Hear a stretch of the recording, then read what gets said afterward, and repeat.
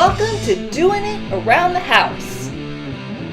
I'm Blair, and we'll be doing it, and doing it, and doing it, all around the house.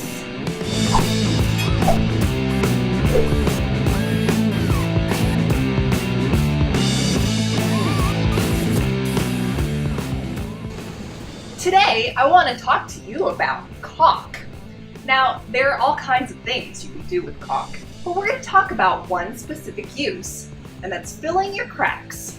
Hopefully you can take away some of the pointers I share with you and apply them to other things you do with caulk.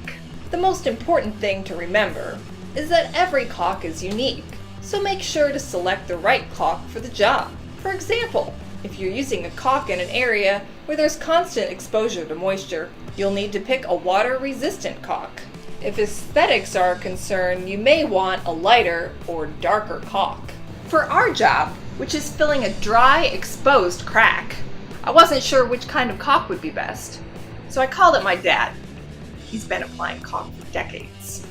He suggested the silicone caulk, which is plump but pliable. So grab your caulk and let's do it.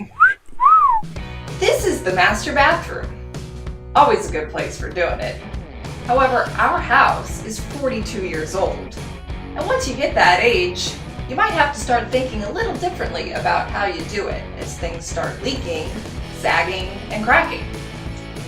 For example, one day I was sitting here when I noticed a new crack around the window. Then I noticed little ants were crawling in through the crack, and getting ants in your crack is the worst. Am I right, ladies? So let's get started.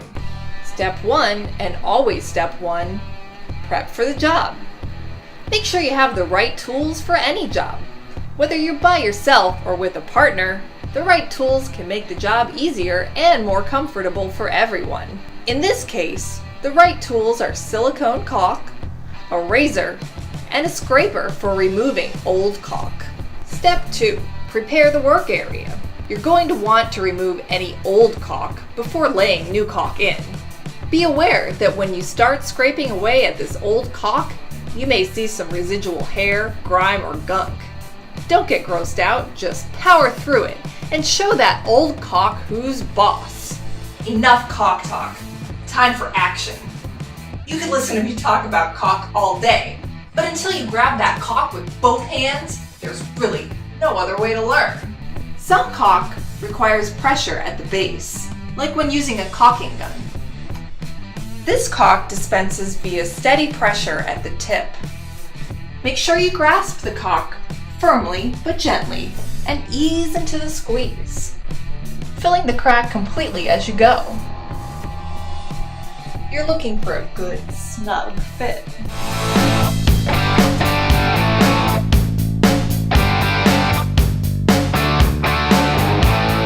Once you've laid that caulk down, carefully use your fingers to push the caulk into the crack. If this is your first time using your fingers in this way, take it slow. You don't want to rush the job or things could get messy. You can use a glove, but I find it's much better to do this with your bare fingers because you'll have more sensation.